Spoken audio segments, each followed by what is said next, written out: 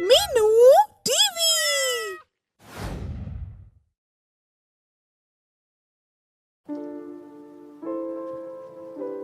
उस दिन हरियाली तीज थी और छन्नो अपनी सहेलियों के साथ झूला झूल रही थी। हरियाली तीज तो सच में ही सबसे निराला त्योहार है। देखो ना, झूला झूलने में कितना आनंद आ रहा है। सच कहती हो छन्नो बहन, सच में ही बड़ा आनंद आ रहा है। क्यों राधा बहन, मैं सच कह रही हूँ ना? हाँ, ठीक कह रही हो। चलो अब झूला झूले, ऐसे बतियाने में क्या रखा है। राधा के यह कहने पर सब लड़कियां झूला झूलने लगती है और तभी वहां एक मेहंदी वाली चुड़ैल आ जाती है। आओ आओ, मेरे पास आओ, मैं मेहंदी वाली हूँ। तुम सबके हाथों में सुंदर मेहंदी रचाऊंगी। जल्दी से मेरे पास आओ। चुड़ैल को देखकर सब लड़कियां का माथा ठनक जाता है।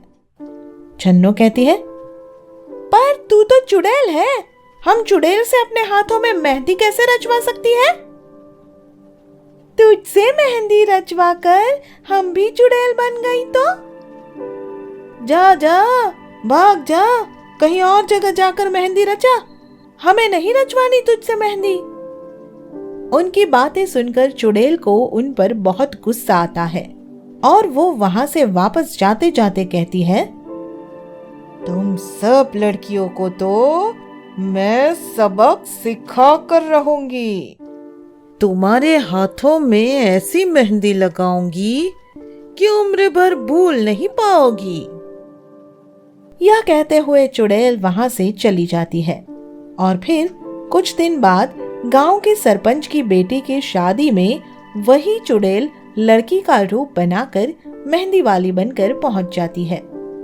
चुड़ैल को वहां छन्नो और उसकी सहेलियां दिखाई दे जाती है और उन्हें देखते ही चुड़ैल मन ही मन सोचने लगती है, आया आज ऊंट पहाड़ के नीचे। आज मैं इन तीनों से अपनी बेइज्जती का बदला लूंगी। यही सोचकर चुड़ैल दूसरी लड़कियों के साथ साथ उन तीनों सहेलियों के हाथों में भी मेहंदी रचाती है और फिर वहां से चली जाती है। उसके जाते ही छन्नो और उसकी सहेलियां, आय हाय, ये क्या? देखो मेरे हाथ तो जल गए। हम दोनों के हाथ भी जल गए छन्नो बहन। पता नहीं हमें कैसी मेहंदी रचा गई वो लड़की।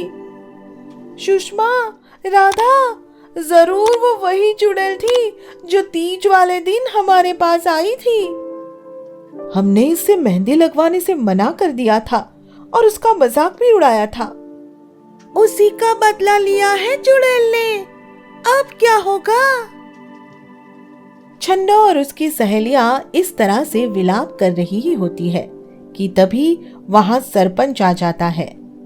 सरपंच उनकी बातें सुनकर उन्हें शांत करते हुए कहता है, बेटी, तुम सब घबराओ मत। मैं एक पहुंचे हुए संत को जानता हूँ। वह तुम तीनों के जले हुए हाथों को अवश्य ठीक कर देगा। चलो चलो, अभी उनके पास चलते हैं। चलो चाचा, पर हमारे हाथ ठीक तो हो जाएंगे ना? हाँ, बिल्कुल ठीक हो जाएंगे। तुम बस मेरे साथ आओ। यह कहते हुए सरपंच उन्हें लेकर संत के पास जाते हैं। मैं तुम लोगों को एक दिव्य भस्म देता हूँ। अब की बार जैसे ही वो चुड़ैल दिखाई दे, तुम उस पर यह भस्म छिड़क देना। जैसे तुम चुड़ैल पर इसे छिड़कोगी, वो तुरंत भस्म हो जाएगी और फिर तुम सबके हाथ अपने आप ठीक हो जाएंगे। धन्यवाद महात्मा जी। दीर्घायु हो वत्स। संत जी से भस्म लेकर सरपंच और तीनों लड़कियां घर आ जाती है। इसके कुछ दिन बाद छन्नो को चुड़ैल दिखाई देती है तो वह उस पर भस्म छिड़क देती है। भस्म के प्रभाव से चुड़ैल को तुरंत मुक्ति मिल जाती है और छन्नो सुषमा और राधा के हाथ अपने आप ही ठीक हो जाते हैं। सुनो भाग्यवान, मैं शहर जा रहा हूँ। मैं शहर जा रहा हूँ। कह तो ऐसे रहे हैं जैसे शहर से कुछ कमाई करके ही लौटेंगे। अरे ताना क्यों मारती हो? कोई काम मिलेगा तो ही कमाई करके लाऊंगा ना। इस आदमी से ब्याह करके तो भाग्य ही फोड़ लिया। तारा गंगू को रोज इसी तरह के ताने देती रहती थी और गंगू ऐसा कौन सा काम करूं जिससे बहुत सारे पैसे आ जाएं? मन तो करता है कि मछली की खेती कर लूं, पर इस रेगिस्तान की रेत में मछली की खेती आखिर होगी कैसे?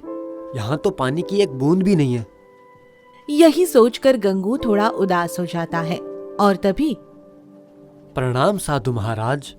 प्रणाम बच्चा, तुम कुछ उदास दिख रहे हो।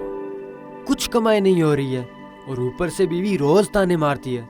क्या करूं? कुछ काम करो बच्चा।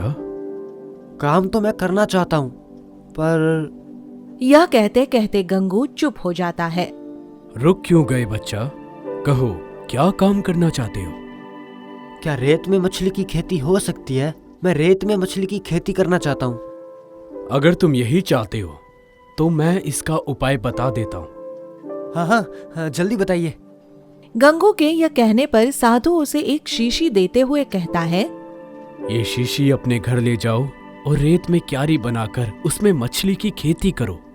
मगर इस शीशी से मछली की खेती कैसे होगी? रात को इस शीशी से 4 सफेद दाने लेना और उन्हें रेत में डाल देना। सुबह उठोगे तो उस रेत में मछलियां खेलती मिलेंगी, पर रेत में केवल 4 दाने ही डालना। 4 से अधिक दाने कभी भूलकर भी मत डालना। गंगू साधु से शीशी लेकर घर आ जाता है और फिर इस बारे में अपनी पत्नी को बताता है और वो हंसने लगती है। आपको बुद्धू बना दिया है बाबा जी ने। भला रेत में भी कभी मछलियां पैदा होती है? बाबा जी ने कहा है तो जरूर होती है। मुझे उन पर पूरा भरोसा है। फिर जैसे ही रात होती है, गंगू एक क्यारी बनाकर शीशी में से 4 दाने निकालकर रेत में डाल देता है और फिर सुबह होते ही अब तो मान गई ना कि रेत में भी मछलियां पैदा हो सकती है।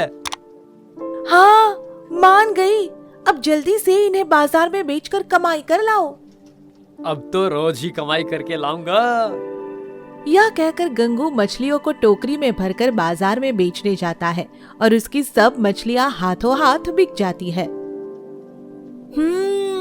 अब तो मैं सोने के गहने बनवाऊंगी, अच्छा पहनूंगी और अच्छा खाऊंगी, खूब सज धज के रहूंगी। हाँ, फिर तो तुम रानी महारानी की तरह दिखोगी। और नहीं तो क्या। मछलियां बेचकर गंगू के पास बहुत सारा पैसा आ जाता है और वह नया घर बनवा लेता है।